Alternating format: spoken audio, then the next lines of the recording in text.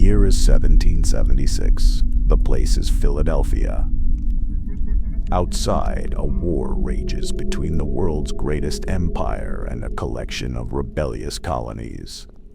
Inside, a 33-year-old man with red hair and freckles sits at a portable writing desk, choosing words that will echo through centuries. "We hold these truths to be self-evident," he writes, "that all men are created equal." The man is Thomas Jefferson, and the words he's writing will become the most influential sentence in American history, perhaps in democratic history. They will inspire revolutions across continents. They will be quoted by freedom fighters from France to India. They will be invoked by abolitionists, suffragists, and civil rights leaders. They will define what America claims to stand for. But here's the paradox that makes Jefferson one of history's most fascinating and troubling figures. The man who wrote that all men are created equal owned more than 600 human beings over his lifetime. The man who championed liberty kept people in bondage. The man who spoke eloquently about natural rights violated those rights daily. The man who feared concentrated power became president and expanded federal power dramatically. The man who advocated strict interpretation of the Constitution made the largest land purchase in American history, the Louisiana Purchase, on constitutionally dubious grounds. Thomas Jefferson was a genius and a hypocrite, a visionary and a man trapped by his circumstances, a revolutionary thinker who couldn't fully revolutionize himself. He was brilliant, curious about everything, accomplished in architecture, science, agriculture, and philosophy. He was also manipulative, thin-skinned, capable of extraordinary vindictiveness toward his enemies. He wrote eloquently about freedom while profiting from slavery. He spoke of democracy while fearing mob rule. He championed states' rights while doubling the size of the nation from federal authority. He advocated simplicity while living beyond his means in a mansion filled with luxuries. He idealized farmers while living as an aristocrat who never did a day of manual labor. Yet despite, or perhaps because of, these contradictions, Jefferson's influence on democracy, on American identity, on the very concept of human rights, cannot be overstated. He didn't just write words on paper. He helped create a new kind of nation based on a revolutionary idea: that government derives its power from the consent of the governed, that rights are inherent rather than granted, that the purpose of government is to secure those rights. These ideas seem obvious now. They weren't then. For most of human history, people believed that monarchs ruled by divine right, that social hierarchy was natural and unchangeable, that ordinary people had no right to choose their rulers. Jefferson and his generation challenged all of that. They created something genuinely new, a republic based on the radical notion that the people, not kings, were sovereign.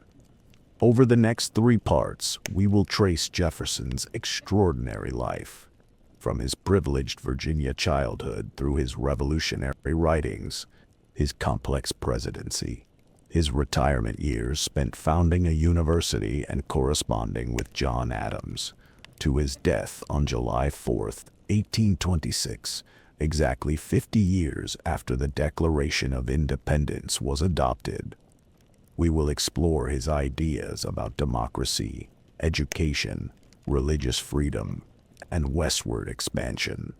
We will confront his relationship with slavery and with Sally Hemings, the enslaved woman who was almost certainly his longtime companion and mother of several of his children. We will examine how his vision shaped America and how America has struggled ever since to live up to the ideals he articulated. Before we begin, please take a moment to like and subscribe. It helps others discover these stories from history. And share your thoughts in the comments. Can we separate Jefferson's ideals from his actions? How do we reckon with founders who champion liberty while denying it to others? Now settle in as we explore the life of Thomas Jefferson, the man who wrote America's birth certificate but couldn't resolve its original sin. Thomas Jefferson was born on April 13, 1743 at Shadwell Plantation in the colony of Virginia. He was born into privilege, into the planter aristocracy that dominated Virginia society. His father, Peter Jefferson, was a successful planter and surveyor who had accumulated thousands of acres of land and dozens of enslaved people. His mother, Jane Randolph Jefferson, came from one of Virginia's most prominent families. Thomas was literally born into the ruling class of colonial Virginia. This matters for understanding Jefferson. He was not, as he sometimes liked to imagine himself, a simple farmer or man of the people. He was an aristocrat who would live his entire life, despite chronic debt, as an aristocrat. He would never question certain fundamental assumptions of his class, particularly regarding race and the right of some men to own other human beings as property. Shadwell was a tobacco plantation worked by enslaved African Americans. From his earliest consciousness, Jefferson was served by enslaved people. They cooked his food, cleaned his house, made his clothes, worked his fields. This was the only world he knew. And while he would later write eloquently about the evils of slavery, he never experienced what it meant to be enslaved. He only knew what it meant to be served. His father died in August 1757, when Thomas was only 14 years old. Peter Jefferson left his son 2,750 acres of land and dozens of enslaved people. At 14, Thomas Jefferson became a wealthy property owner. This early inheritance shaped him. It gave him financial security, but also tied him to a system of human bondage from which he would never fully extricate himself. In March 1760, at age 16, Jefferson entered the College of William and Mary in Williamsburg, then the capital of Virginia. The college was small, only about a dozen students at any time, but it was the intellectual center of Virginia. Here, Jefferson discovered his love of learning. He studied mathematics, philosophy, and classical languages.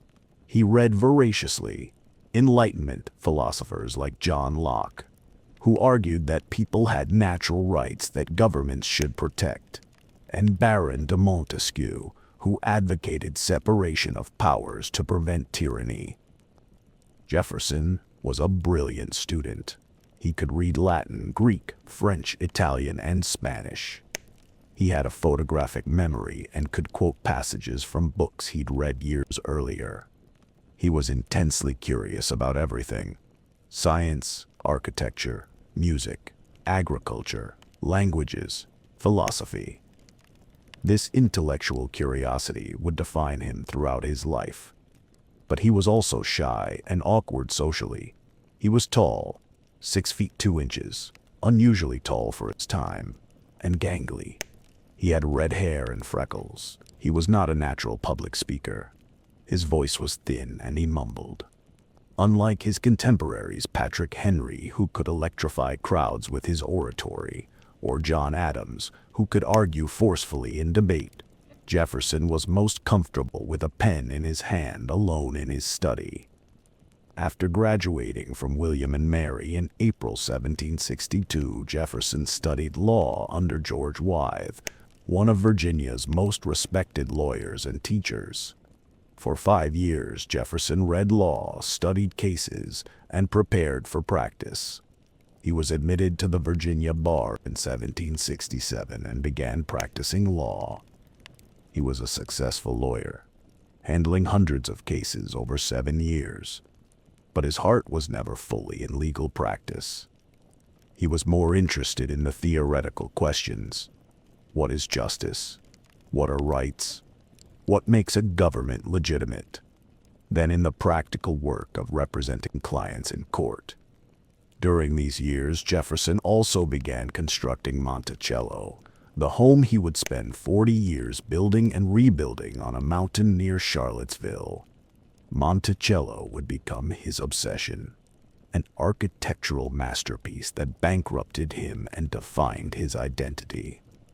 The name itself, Italian for Little Mountain, revealed Jefferson's pretensions and his learning.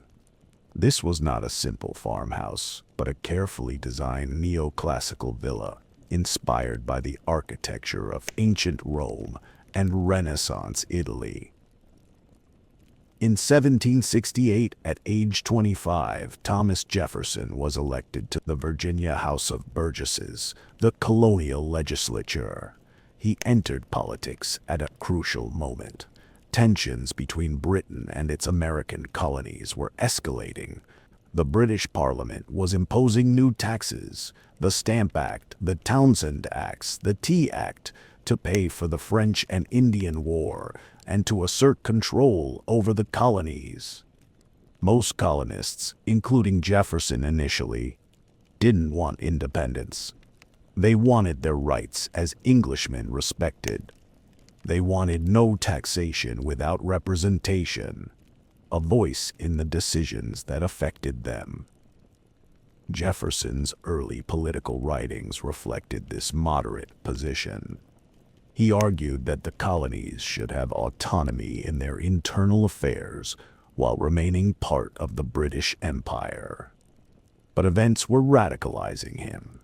In May 1774, when the British closed Boston Harbor to punish Massachusetts for the Boston Tea Party, Jefferson drafted resolutions calling for a day of fasting and prayer in solidarity with Massachusetts. The royal governor dissolved the House of Burgesses in response. Jefferson and other Burgesses reconvened illegally and began organizing resistance to British authority. In August 1774, Jefferson wrote a summary view of the rights of British America, a pamphlet that went further than most colonial leaders were willing to go. Jefferson argued that Americans had natural rights that preceded government, that they had voluntarily joined the British Empire but could voluntarily leave it, that Parliament had no authority over the colonies, and that King George III had violated his duties as a monarch. The pamphlet was too radical for many, but it established Jefferson's reputation as one of the most eloquent writers on the American side. When the Second Continental Congress convened in Philadelphia in May 1775, after fighting had broken out at Lexington and Concord, Virginia sent Jefferson as one of its delegates. In Congress, Jefferson was quiet. He rarely spoke in debate, but his reputation as a writer preceded him. When Congress decided in June 1776 to declare independence from Britain, they appointed a committee to draft a declaration. The committee included John Adams, Benjamin Franklin, Roger Sherman, Robert Livingston, and Thomas Jefferson. The committee asked Jefferson to write the first draft. In approximately 17 days in mid-June 1776, working in a second-floor room he'd rented in Philadelphia, Jefferson wrote what would become the Declaration of Independence. He began with philosophy. We hold these truths to be self-evident, that all men are created equal, that they are endowed by their Creator with certain unalienable rights, that among these are life, liberty, and the pursuit of happiness.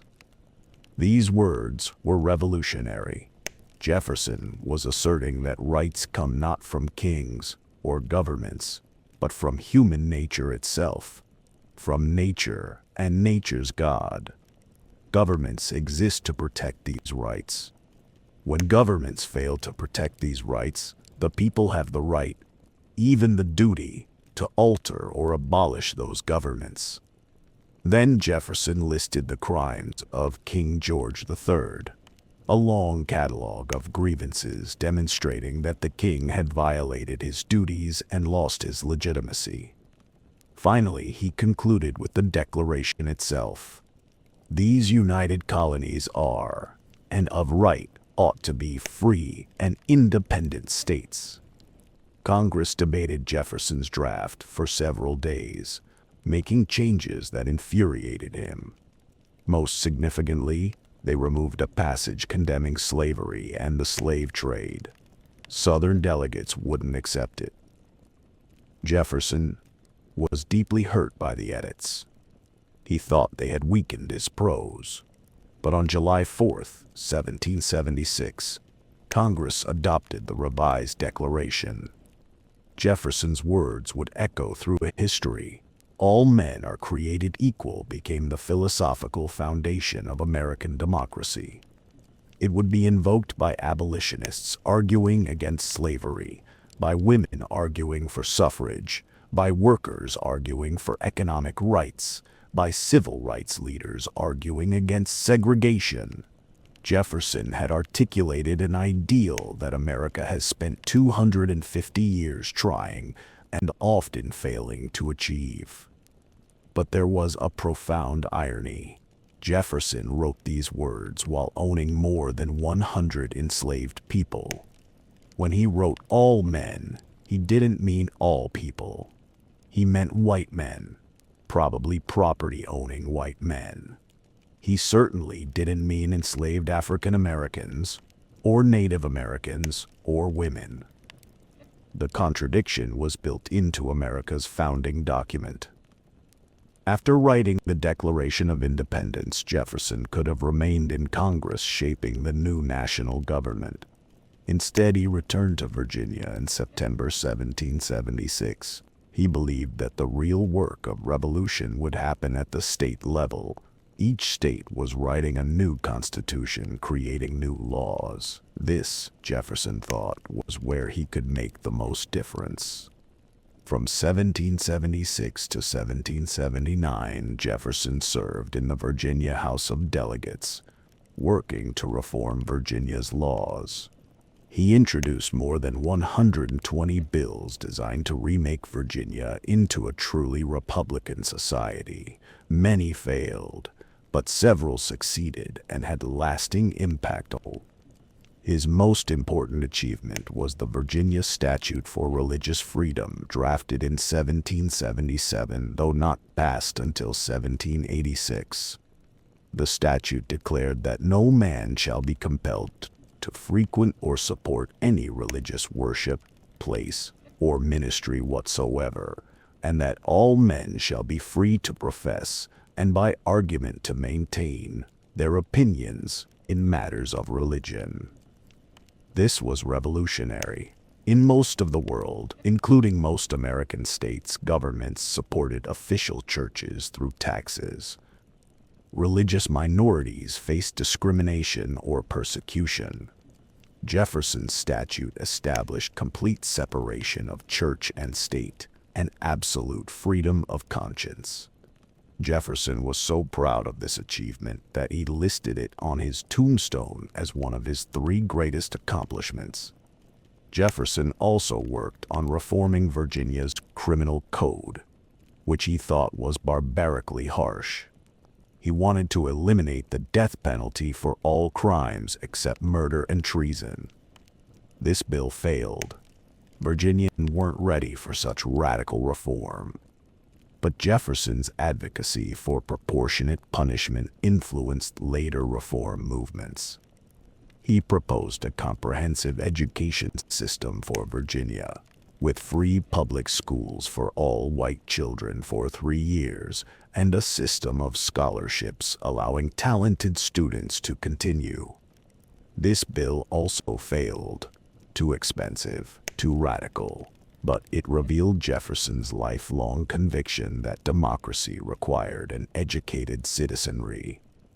Jefferson's personal life during these years was marked by tragedy. He had married Martha Wales Skelton in January 1772. She was a wealthy widow who brought more land, enslaved people, and debt to Jefferson's estate. By all accounts, they loved each other deeply. But childbearing was dangerous in the 18th century, and Martha's health declined with each pregnancy. Of their 6 children, only 2 survived to adulthood. Martha, called Patsy, born September 1772, and Mary, called Polly or Maria, born August 1778. 4 children died in infancy or early childhood. The repeated pregnancies and births destroyed Martha's health. In June 1779, Jefferson was elected governor of Virginia, chief executive of the largest and most populous state. It was the worst possible timing. The Revolutionary War was going badly. In 1780 and 1781, British forces under Lord Cornwallis invaded Virginia, burning plantations, freeing enslaved people, and nearly capturing Jefferson himself twice. Jefferson's performance as wartime governor was controversial. His critics accused him of being ineffective, of fleeing when the British approached Monticello. In June 1781, Jefferson never fully got over these accusations. His thin skin and sensitivity to criticism would shape his political behavior for decades. He didn't seek re-election as governor in 1781. He retired to Monticello, exhausted and discouraged. And then, in September 1782, Martha Jefferson died at age 33, likely from complications of childbearing. She died in Jefferson's arms. According to family accounts, Jefferson fainted and had to be carried from the room. For weeks, he was inconsolable, riding his horse alone through the woods for hours, locked in grief. Martha's death transformed Jefferson. He had promised her, apparently, that he would never remarry.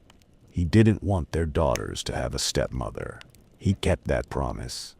But his grief was profound and lasting. He destroyed almost all of their letters to each other, leaving historians to speculate about their relationship.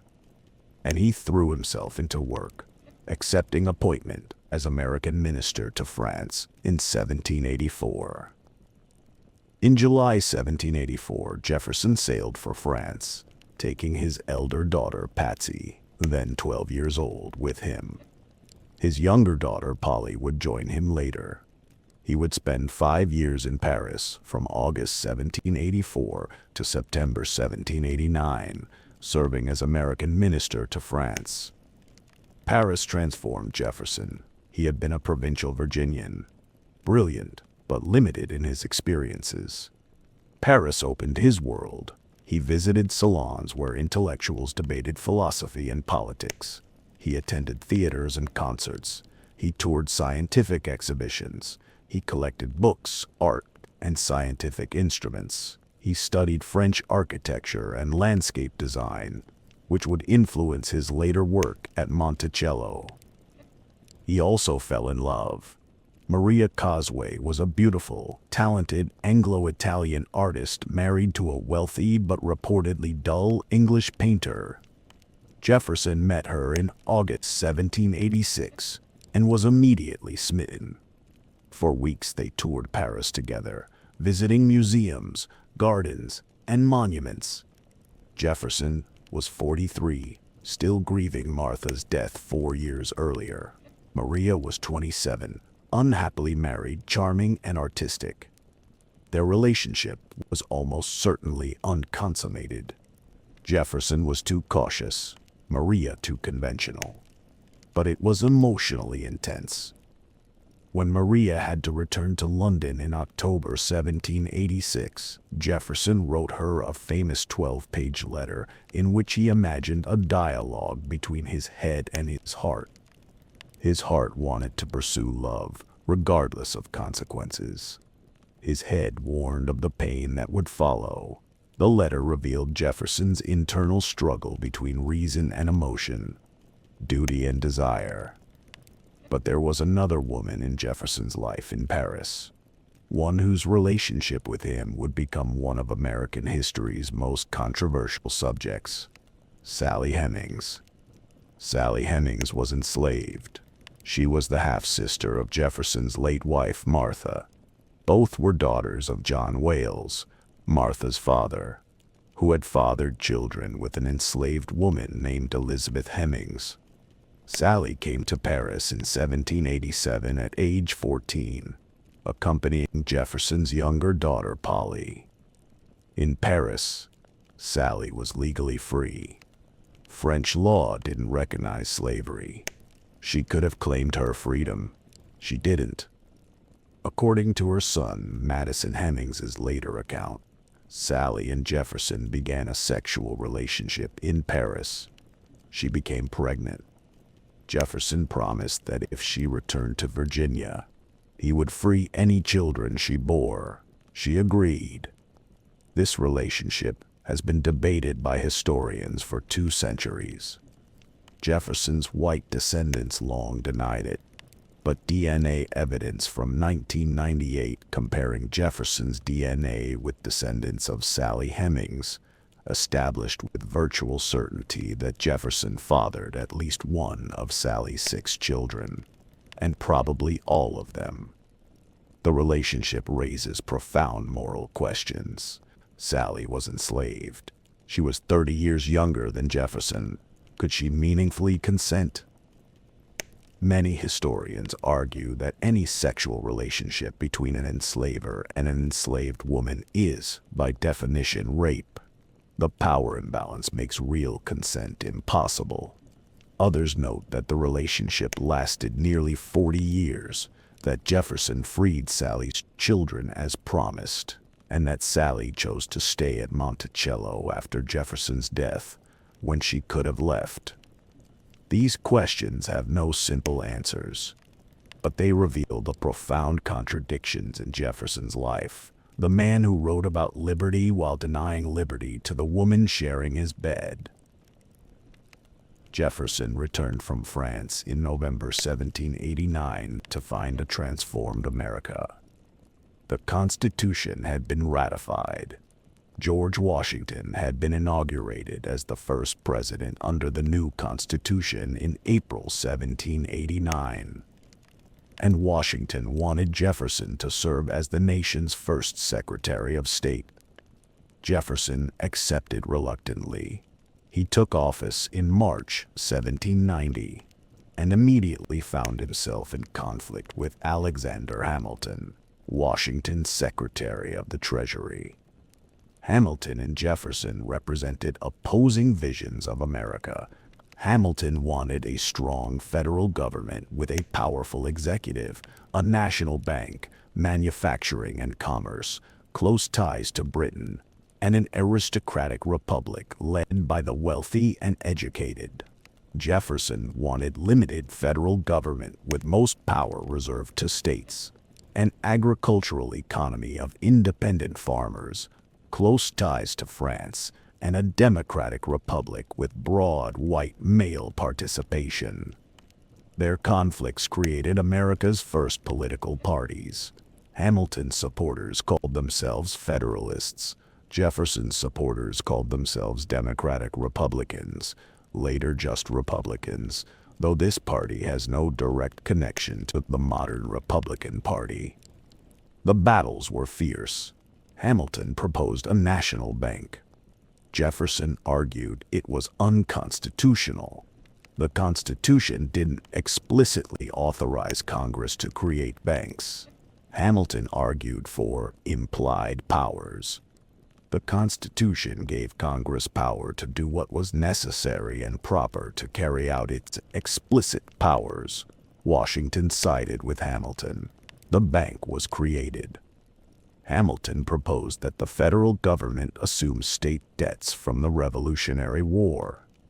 Jefferson initially opposed this, but eventually agreed to a compromise. The federal government would assume state debts in exchange for locating the new national capital on the Potomac River, on the border between Maryland and Virginia. This compromise created Washington, D.C. Jefferson also clashed with Hamilton over foreign policy.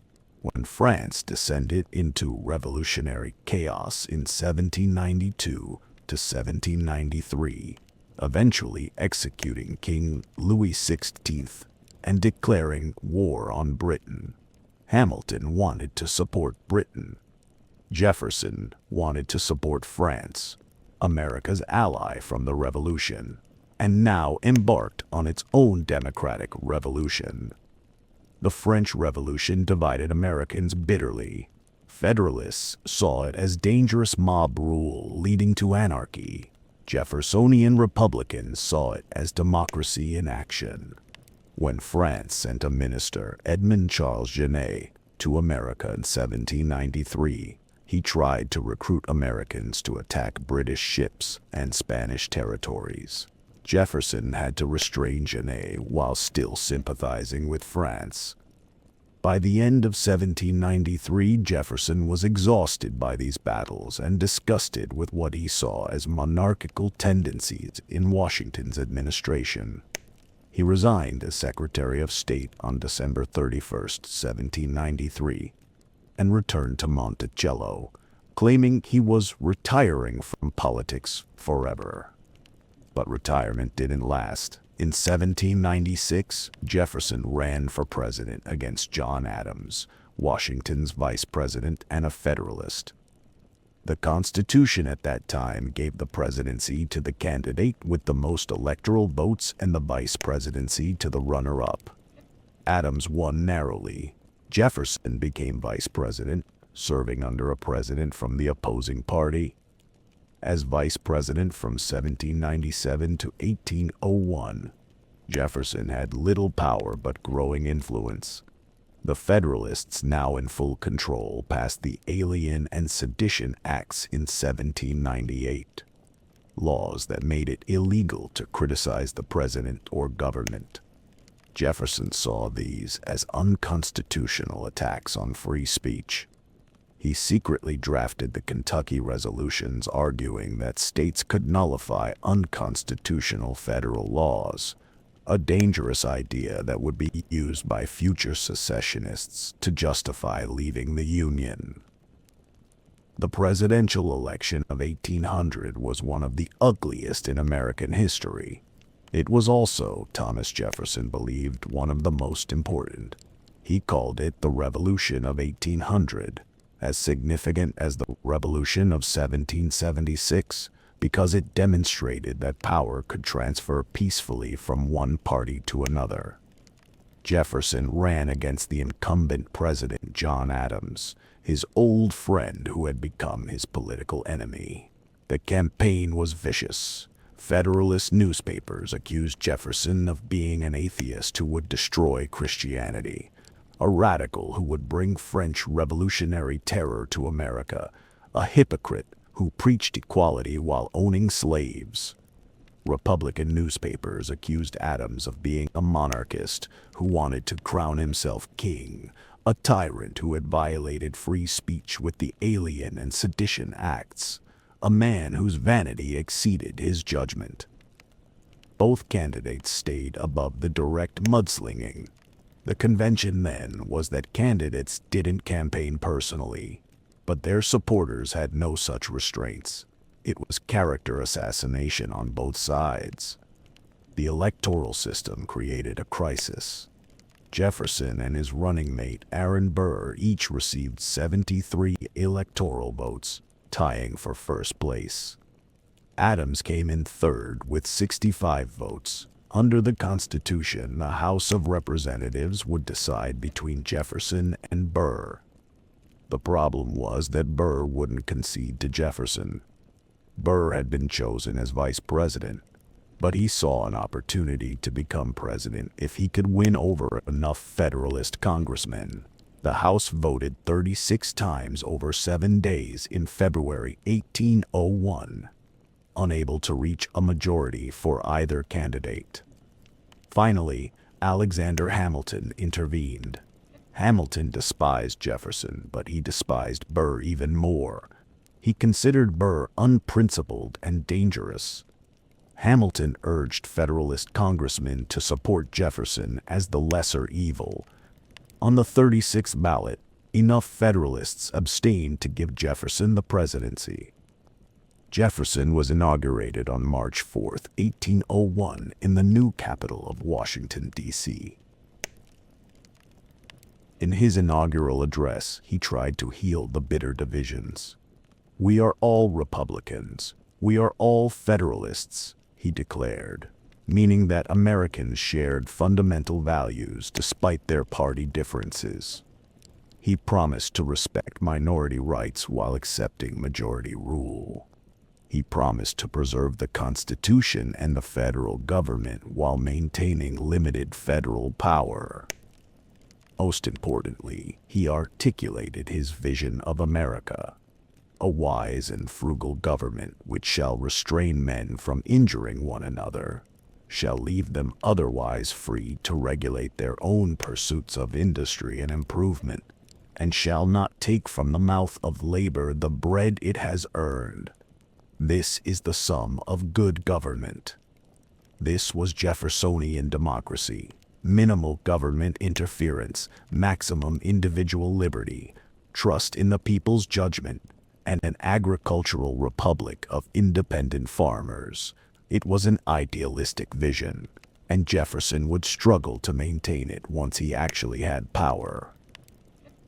In 1803, Thomas Jefferson made a decision that doubled the size of the United States, secured American control of the Mississippi River, and opened vast territories for westward expansion. It was his greatest achievement as president. It was also a profound betrayal of his own principles. The story began with New Orleans. American farmers in the Ohio River Valley floated their goods down the Mississippi to New Orleans, where the goods were loaded onto ships for export. Spain controlled New Orleans and allowed Americans to use the port. But in October 1802, Jefferson learned that Spain had secretly transferred Louisiana, the vast territory west of the Mississippi, to France in 1800. Napoleon Bonaparte now controlled New Orleans. Napoleon was the most powerful and ambitious leader in Europe. If he established a French empire in North America, it would threaten American security and prosperity. Jefferson was alarmed. He sent James Monroe to Paris in March 1803 to join the American minister Robert Livingston in negotiating to buy New Orleans and the Floridas from France. What happened next shocked everyone. Napoleon had planned to rebuild France's North American empire, but a slave revolt in Haiti, led by Toussaint Louverture and later Jean-Jacques Dessalines, had destroyed French control of France's most valuable Caribbean colony. Without Haiti, Louisiana was less valuable. Napoleon also needed money for his wars in Europe, so he made an extraordinary offer. He would sell not just New Orleans but all of Louisiana, 828,000 square miles, for $15 million. Monroe and Livingston had been authorized to spend up to $10 million for New Orleans alone. They were being offered the entire Louisiana territory for only $5 million more. But they had no authority to make such a deal. Communications took weeks. Should they write to Jefferson for instructions and risk losing the opportunity? Or should they exceed their authority and accept? They accepted. On April 30th, 1803, they signed the Louisiana Purchase Treaty. For $15 million, about 3 cents per acre, the United States acquired territory that would eventually become all or part of 15 states. When news reached Jefferson in Washington in July 1803, he faced a dilemma. The purchase was an incredible opportunity, but Jefferson had always advocated strict construction of the Constitution. The federal government had only those powers explicitly granted by the Constitution. Nowhere did the Constitution give the president power to acquire territory. By his own principles, the purchase was unconstitutional. Jefferson initially wanted to pass a constitutional amendment authorizing the purchase, but his advisors warned that this would take time, and Napoleon might change his mind. So Jefferson made a choice. He betrayed his principles for practical advantage. He convinced himself through elaborate rationalizations that the purchase was constitutional under the treaty-making power, and he asked Congress to approve it. Some Federalists, who had always advocated loose construction of the Constitution, opposed the purchase, partly from genuine concerns about whether the Constitution allowed it, partly from fear that Western expansion would reduce Northeastern political power. But most congressmen recognized the opportunity. The Senate approved the treaty in October 1803 by a vote of 24-7. The House appropriated the money. On December 20th, 1803, the United States officially took possession of Louisiana. The Louisiana Purchase was transformational. It removed European powers from the heart of North America. It gave American farmers secure access to world markets. It opened vast lands for settlement. It established the principle that the United States would expand westward. It made possible America's emergence as a continental power. But it came at tremendous cost: moral, constitutional, and human. Jefferson had violated his own constitutional principles. And the expansion of American territory meant the expansion of slavery into new territories, the displacement of Native American peoples, and the intensification of the conflict between slave and free states that would eventually tear the nation apart in civil war. Even before the Louisiana Purchase was finalized, Thomas Jefferson was planning to explore the Western territories. In January 1803, before he knew Napoleon would sell Louisiana, Jefferson asked Congress for $2,500 to fund an expedition to the Pacific coast. Congress approved. Jefferson chose his personal secretary, Meriwether Lewis, to lead the expedition. Lewis chose William Clark, an experienced frontiersman, as co-commander. Their mission was to find a water route across the continent to the Pacific, to establish American claims to the Oregon Territory, to make contact with Native American tribes, and to document the geography, plants, animals, and peoples of the West.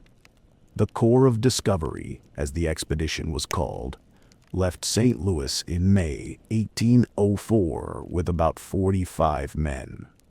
They traveled up the Missouri River into territories no American had ever seen.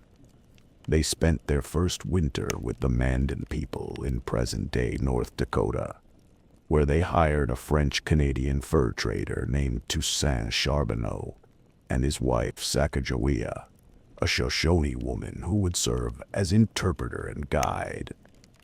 In spring 1805, they continued west. The journey was extraordinarily difficult. They crossed the Rocky Mountains, far more rugged than anyone had imagined, with help from Sacagawea's Shoshone relatives, who provided horses.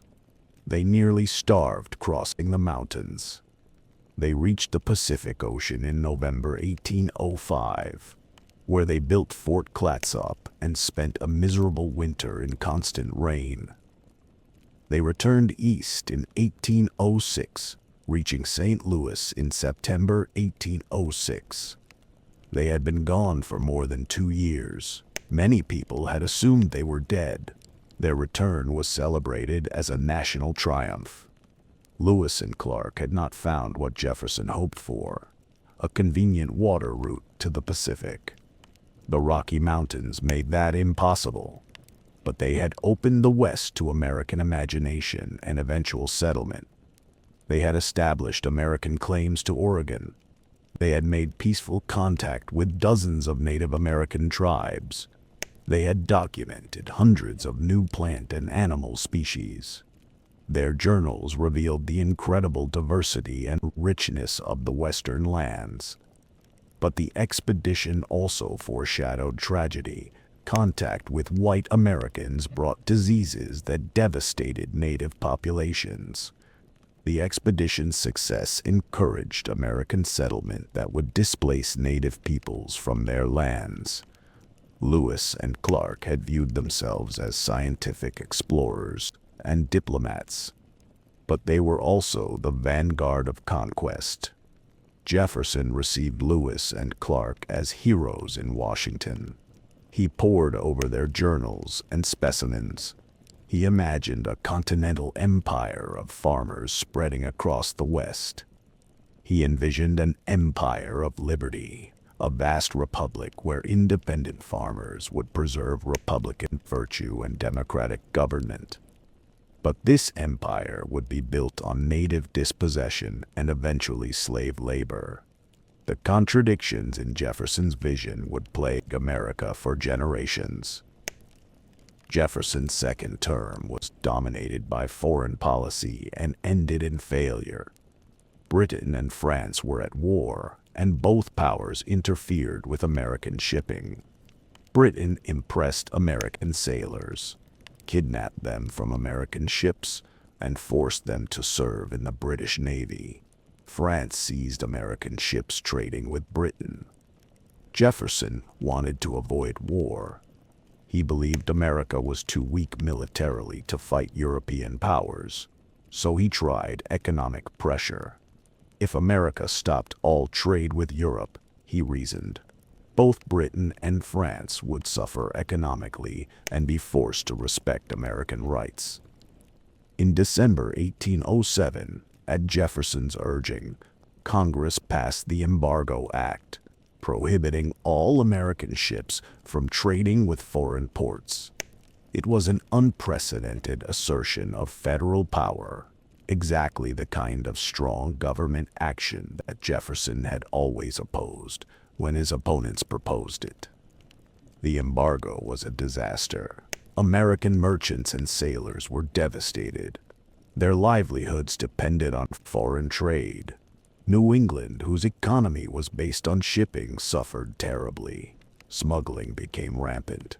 The embargo required extensive enforcement machinery, federal agents inspecting ships, seizing cargoes, prosecuting violators. Jefferson, who had always advocated limited government, now presided over an extensive federal bureaucracy enforcing unpopular economic regulations. Worst of all, the embargo didn't work. Britain and France were inconvenienced, but not seriously hurt. They simply traded with other nations. America was hurting itself far more than it was hurting Europe. Jefferson's political opponents attacked the embargo mercilessly. Federalists called it tyrannical, unconstitutional, a disaster. Even many of Jefferson's own Republican supporters turned against it. By late 1808, it was clear the embargo had failed. Jefferson stubbornly defended the embargo almost to the end of his presidency. Only in March 1809, 3 days before leaving office, did he sign a bill repealing it and replacing it with a much weaker Non-Intercourse Act. The embargo damaged Jefferson's reputation and his party's political standing. It revealed the limits of economic coercion as a tool of foreign policy. And it demonstrated how difficult it was to maintain philosophical purity once you had power. Jefferson, who had championed limited government and individual liberty, had ended his presidency enforcing an unpopular federal program that restricted economic freedom. Thomas Jefferson left the presidency in March 1809, exhausted and glad to go. He was 65 years old. He had spent 40 years in public service. He wanted to go home to Monticello, to his family, his books, his gardens, and his architectural projects. He would live another 17 years, and these retirement years were extraordinarily productive. He maintained an enormous correspondence, thousands of letters to friends, fellow revolutionaries, scientists, and intellectuals across America and Europe. He read voraciously in multiple languages. He pursued his scientific interests, conducting experiments in agriculture and collecting fossils and Native American artifacts. Most importantly, he founded the University of Virginia, which opened in Charlottesville in 1825. Jefferson designed the buildings, neoclassical structures arranged around a central lawn, with the library, not a chapel, as the focal point. He designed a curriculum emphasizing science, modern languages, and practical knowledge rather than classical languages and theology. He hired faculty from America and Europe. He imagined a university that would train Republican citizens to think independently and govern themselves. The University of Virginia was Jefferson's great achievement of his retirement years. He considered it one of his 3 greatest accomplishments, along with writing the Declaration of Independence and the Virginia Statute for Religious Freedom. He listed these 3 achievements, and only these 3, on his tombstone, which he designed himself. Notably, he didn't mention being president. But Jefferson's retirement was not peaceful. He was drowning in debt. He had lived beyond his means his entire life, spending enormous sums on Monticello, on books, on wine, on entertaining guests. His plantation was not profitable. He was a poor manager, and slave-based agriculture in Virginia was declining economically.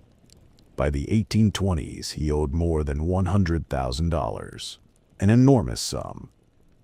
He was forced to sell his personal library to Congress in 1815. It became the core of the Library of Congress. He sold land. He even contemplated selling Monticello. He died deep in debt, and after his death, his estate, including Monticello, and most of his enslaved people, had to be sold to pay creditors. His relationship with Sally Hemings continued until his death.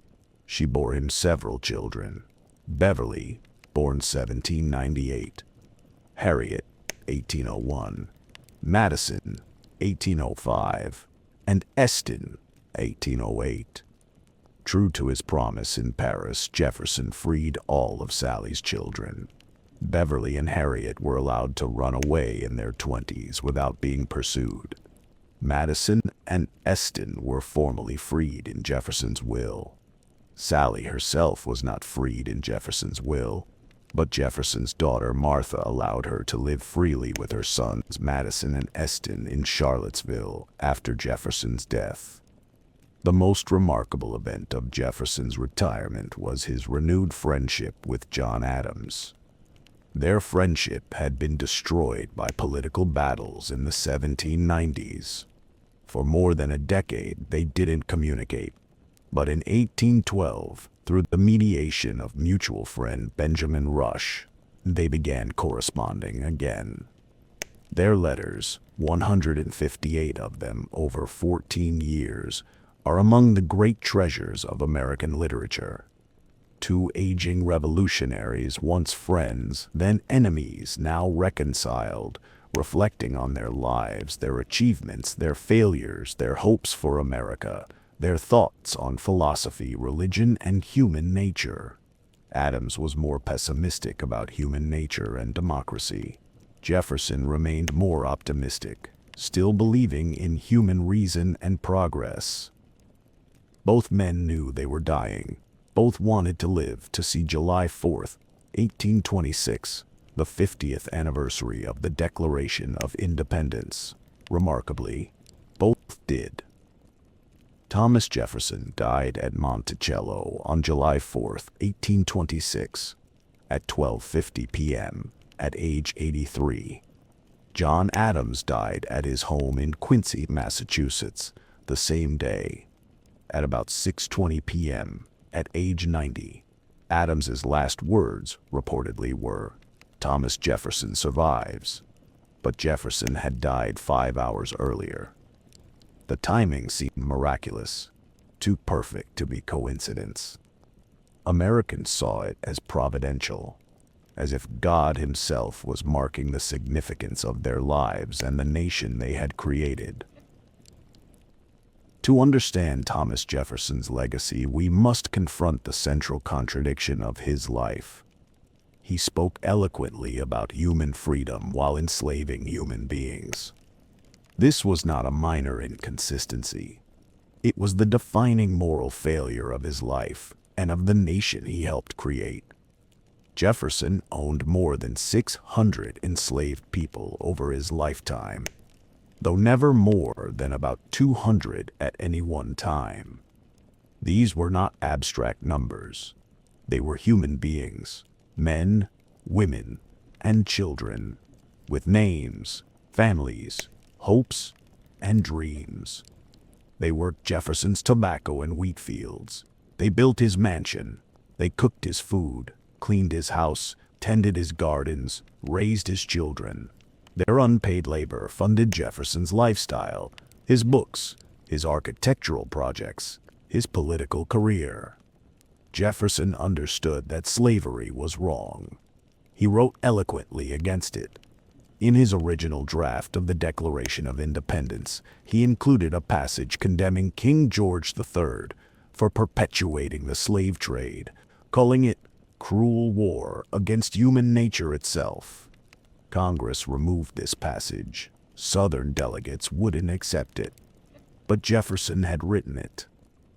In his Notes on the State of Virginia, published in 1785, Jefferson described slavery as a moral and political evil. He wrote that slavery corrupted both enslaver and enslaved. It taught white children to be tyrants. It gave white men absolute power over other human beings. He predicted that God's justice could not sleep forever, that enslaved people would eventually revolt, and that the conflict between slavery and liberty could tear the nation apart. He was right about that last prediction. The Civil War that came 35 years after his death killed 750,000 Americans and nearly destroyed the nation. The conflict he had foreseen, but couldn't prevent. Yet Jefferson never freed his enslaved people during his lifetime, except the Hemings family. Why not? He gave various reasons. He was deeply in debt. Enslaved people were assets, and freeing them would make his debts impossible to repay. He believed, or claimed to believe, that free black people and white people couldn't live together peacefully, that freed slaves should be colonized to Africa or the Caribbean. He thought enslaved people weren't ready for freedom, that they needed gradual education and preparation. These were rationalizations. Other Virginians, including George Washington, freed their enslaved people in their wills. Jefferson could have done the same.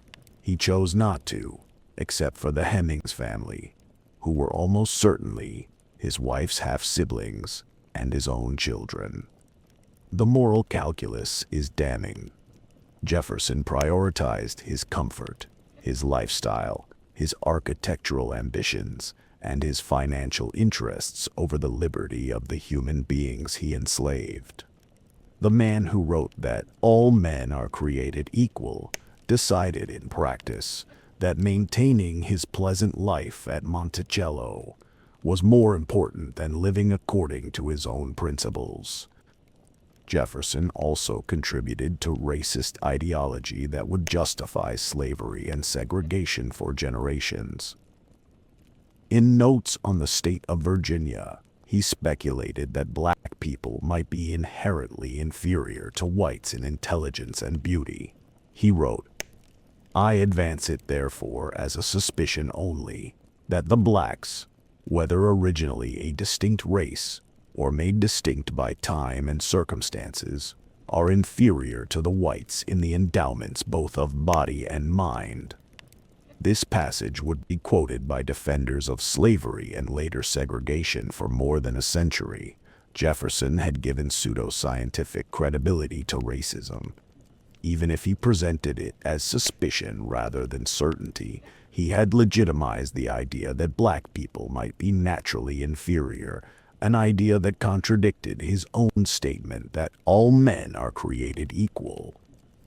The tragedy is that Jefferson understood what he was doing was wrong. He wasn't ignorant. He wasn't simply a man of his time. Many of his contemporaries, Quakers, abolitionists, some fellow founders, opposed slavery actively. Jefferson knew better. He wrote eloquently about liberty, equality, and natural rights. He just couldn't, or wouldn't, apply those principles to the people he enslaved. This failure wasn't just personal, it was foundational. The Constitution Jefferson swore to uphold protected slavery. The westward expansion Jefferson championed opened new territories to slavery.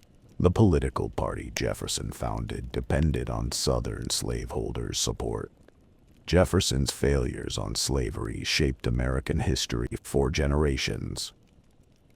Despite his failures on slavery, Thomas Jefferson articulated a vision of democracy that profoundly influenced American political culture. His ideas about government, rights, education, and citizen participation shaped American identity and inspired democratic movements worldwide. At the core of Jefferson's democratic philosophy was the belief that the earth belongs to the living. He meant this literally. He argued that no generation had the right to bind future generations with perpetual debts or unchangeable laws. Each generation should be free to govern itself, to create its own institutions, to choose its own path. He even calculated that since people die and are born constantly, each generation lasted about 19 years, and therefore laws should be reconsidered every 19 years. This was a radical idea. Most societies believed in tradition, precedent, and continuity. Jefferson believed in change, renewal, and popular sovereignty. The people, not the dead hand of the past, should determine their government. Jefferson also believed deeply in education as essential to democracy. He argued that democracy required an educated citizenry capable of thinking independently and making informed decisions. An ignorant people could not govern themselves. They would be manipulated by demagogues or dominated by elites. That's why Jefferson spent years trying to establish public education in Virginia, and why he devoted his retirement to founding the University of Virginia. He believed that universal education for white males would create a natural aristocracy of talent rather than birth, where the most capable would rise to leadership regardless of their social origins. His vision was meritocratic. He wanted a society where talent and virtue, not inherited wealth or social status, determined success. This was genuinely revolutionary in an age when European societies were still dominated by hereditary aristocracies. But Jefferson's democratic vision had severe limitations. When he wrote about the people, he meant white men, primarily property-owning farmers. He didn't include women, enslaved people, Native Americans, or urban workers. His democracy was for a subset of the population. Jefferson feared cities and manufacturing. He thought factory workers were dependent on their employers and therefore couldn't be independent citizens. He idealized independent farmers who owned their land and worked it themselves. Yeoman farmers who were economically self-sufficient and therefore politically independent. This agrarian vision was already becoming obsolete during Jefferson's lifetime. America was industrializing, cities were growing, and commerce was expanding. Jefferson's ideal of a nation of independent farmers couldn't survive economic reality. But the ideal persisted in American political culture. The notion that small town and rural life is more authentically American than urban life. That self-reliance is the highest virtue, that government should be small and local. Jefferson also believed in radical decentralization. He wanted most government power to reside in states and localities, with the federal government having very limited authority. He feared that concentrated power inevitably led to tyranny, regardless of who held it. This created a paradox. Jefferson advocated democracy and majority rule, but he also advocated limits on government power so strict that even democratic majorities couldn't do much. He wanted a government strong enough to secure rights, but weak enough that it couldn't threaten liberty. Finding that balance has challenged American democracy ever since. Thomas Jefferson's influence on American politics extends far beyond his presidency. He helped create political institutions, traditions, and ideas that have shaped American democracy for more than 2 centuries. Most obviously, Jefferson helped create the American party system.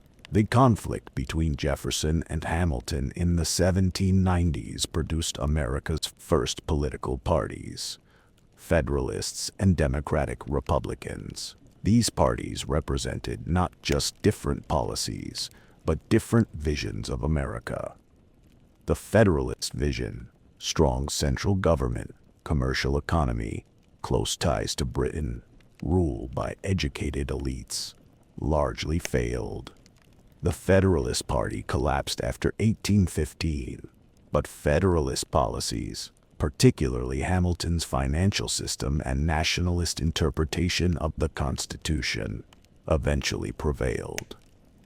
The Jeffersonian vision, limited federal government, agricultural economy, strict constitutional interpretation, broad, white, male democracy, shaped American political culture more deeply. Jefferson's Democratic-Republican Party eventually became the Democratic Party, which dominated American politics for much of the 19th century. But here's a fascinating irony. The modern Democratic Party and modern Republican Party have essentially switched positions from Jefferson's time. Jefferson's Democratic Republicans advocated limited federal power and states' rights, positions now associated with Republicans. Modern Democrats advocate active federal government, a position closer to Hamilton than Jefferson. Jefferson's constitutional philosophy of strict construction and states' rights had enormous influence but led to tragic consequences. Southern states used Jeffersonian arguments to justify secession and the Civil War. Segregationists in the 20th century used Jefferson's states' rights arguments to resist federal civil rights legislation. Jefferson's political philosophy was used to defend precisely the kind of oppression he claimed to oppose. His concept of an agrarian democracy also had lasting cultural influence. The idealization of rural life, of the independent farmer, of small-town values versus urban corruption. These ideas pervade American political rhetoric even now, when most Americans live in cities and suburbs, and few work in agriculture. Jefferson's advocacy of religious freedom had more positive influence.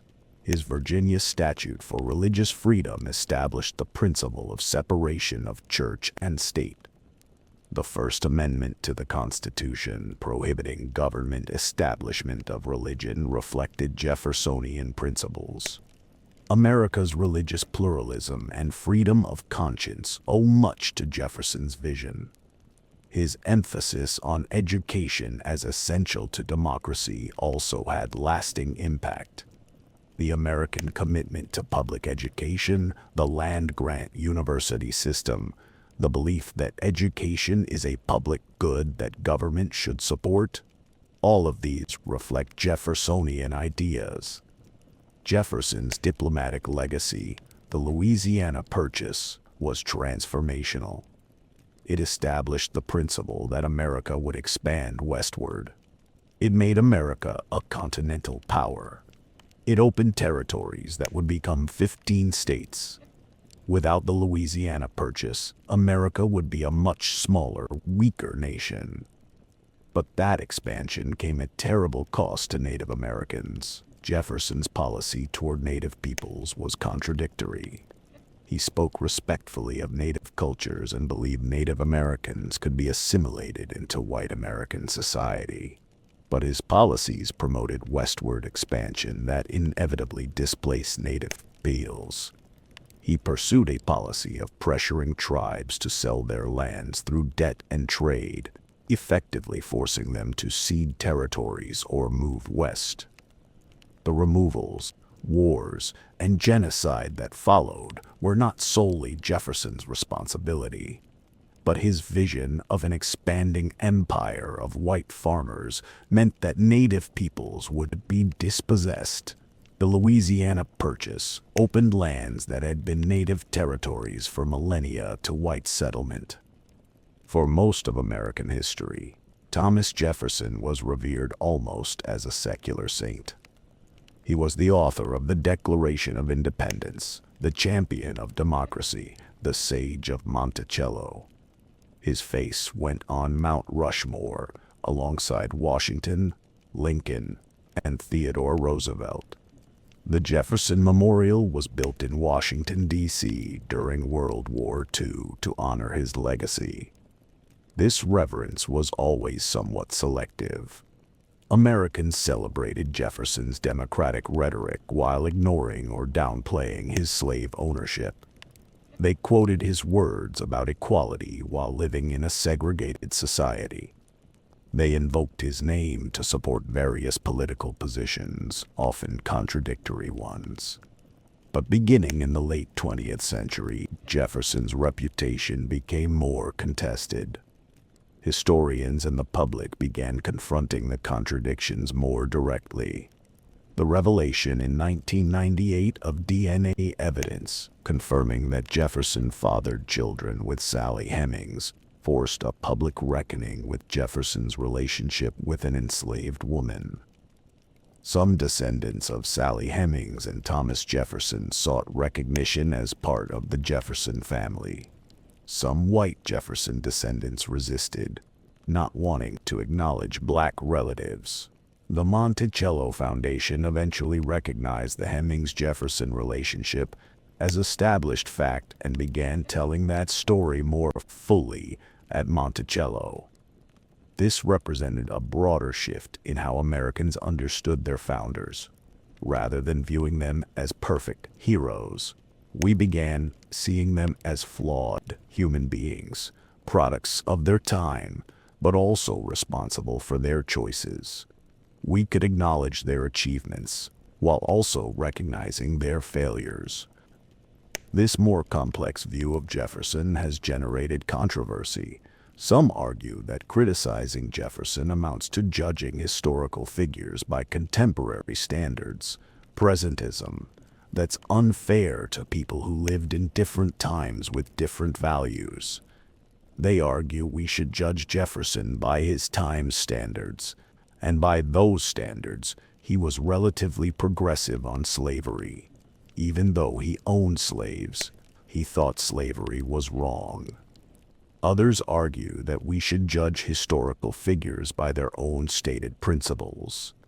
Jefferson wrote that all men are created equal and that slavery was evil. We're not imposing modern values. We're holding him accountable to his own values.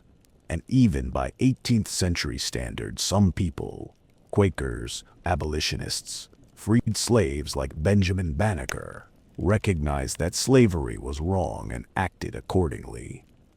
The debate reflects broader questions about how we should remember history. Should we honor founders for their achievements despite their failures? Should we contextualize their failures within their time? Or should we hold them accountable for not living up to ideals they themselves articulated? There's no simple answer, but the conversation itself is valuable. Grappling with Jefferson's contradictions forces us to confront America's contradictions, the gap between ideals and reality, between what we claim to value and what we actually do. As you drift towards sleep, thinking about Thomas Jefferson's complex legacy, it's worth considering what remains valuable in his vision of democracy and what we should move beyond. Jefferson's core insight, that governments derive their just powers from the consent of the governed, remains foundational to democracy. The idea that people have inherent rights that governments should protect, not grant, continues to inspire freedom movements worldwide. The principle of religious freedom and separation of church and state that Jefferson championed protects pluralism and individual conscience. His emphasis on education as essential to democracy remains crucial. Self-government requires informed citizens capable of critical thinking. Jefferson's vision of education as a public good that society should support, not just a private benefit, still shapes American education policy. His belief in constitutional limits on government power, that even democratic majorities shouldn't have unlimited power, remains important for protecting minority rights and individual liberty. The Bill of Rights reflects Jeffersonian concerns about limiting government power. His advocacy of periodic renewal and reform, that each generation should be free to govern itself rather than being bound by the dead, remains a vital democratic principle. Societies need continuity and change, tradition and reform. But we must move beyond Jefferson's limitations. Democracy cannot be limited to white men. Jefferson's exclusion of women, black people, Native Americans, and others from the people was morally wrong and politically disastrous. Real democracy requires universal suffrage and equal citizenship, regardless of race, gender, or economic status. We must reject Jefferson's racism, his speculations about black inferiority, his failure to free the people, the enslaved, his prioritizing of his comfort over others' liberty. These were moral failures that we shouldn't excuse or minimize. We must recognize that Jefferson's agrarian vision is no longer viable. Most Americans live in cities. Most don't work in agriculture. Democracy must function in an urban, industrial, technological society, not just in Jefferson's imagined republic of yeoman farmers. We must move beyond the hyper-individualism in Jefferson's philosophy. He emphasized individual rights and limited government, but underestimated the need for collective action to address collective problems. Environmental protection, economic regulation, public health, infrastructure. Modern democracy requires finding the right balance between individual liberty and collective responsibility. Most importantly, we must actually achieve the ideals Jefferson articulated but failed to live. All men are created equal must mean all people, regardless of race, gender, religion, sexual orientation, or origin. Liberty and justice must be for all, not just the privileged. The pursuit of happiness must be possible for everyone, not just those born into advantage. This is the ongoing project of American democracy, trying to close the gap between ideal and reality, between what we claim to believe and what we actually do. Jefferson's words gave us the ideals. His life showed how hard it is to live up to them. Our challenge is to do better. Closing meditation. Music softens to gentle strings, peaceful and contemplative. Thomas Jefferson died on July 4th, 1826, 50 years to the day after Congress adopted his Declaration of Independence. The timing seemed providential. as if history itself was marking the significance of his life and work. He had lived 83 years.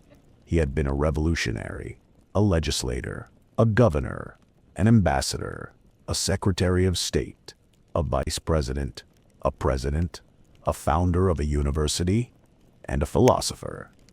He had written words that changed the world. He had made decisions that shaped a nation. He had lived with contradictions he never fully resolved. His tombstone at Monticello, which he designed himself, reads, "Here was buried Thomas Jefferson, author of the Declaration of American Independence, of the Statute of Virginia for religious freedom, and father of the University of Virginia." He chose not to mention being president. He chose to be remembered for his ideas, his words, his vision of a free and educated society. These were his greatest contributions, and they remain contested, debated, and vital more than 2 centuries later. As you close your eyes and sleep comes, perhaps you're thinking about Jefferson's paradoxes. How could someone write so eloquently about freedom while denying freedom to others? How could someone articulate universal principles while living within and benefiting from a system of oppression? How should we remember someone whose achievements and failures are so intertwined? These questions don't have simple answers, but asking them is important. Jefferson helps us understand that progress is possible, that ideas can change the world, that articulating ideals creates standards by which we can judge ourselves and our societies. But he also helps us understand that articulating ideals isn't enough. We must live them. We must constantly work to close the gap between what we claim to believe and what we actually do. Jefferson believed that the earth belongs to the living, that each generation must take responsibility for its own time, its own challenges, its own work. He believed in human reason, in education, in the possibility of progress. He believed that ordinary people, given information and freedom, could govern themselves. These beliefs remain worth holding, even as we reject his racism, his hypocrisy, and his limitations. We can learn from both his achievements and his failures. We can be inspired by his ideals while acknowledging his profound failures to live up to them. We can try to do what he could not, to actually create a society where all people are truly created equal, where liberty and justice are truly for all. Thank you for joining us on this exploration of Thomas Jefferson's life and legacy. We've traced his journey from Virginia aristocrat to revolutionary writer, from diplomat to president, from architect of democracy to deeply flawed man who couldn't escape the contradictions of his time and character. Please like and subscribe for more bedtime explorations of history's most complex figures. And share your thoughts. How should we remember Jefferson? Can we separate his ideals from his actions? What aspects of his vision remain valuable? And what must we move beyond? Until next time, rest well. And remember Jefferson's words from the Declaration. All men are created equal. Not that all men are equal, but that they are created equal. That they have equal inherent worth and equal rights regardless of how society treats them. Living up to that ideal remains our work. Good night.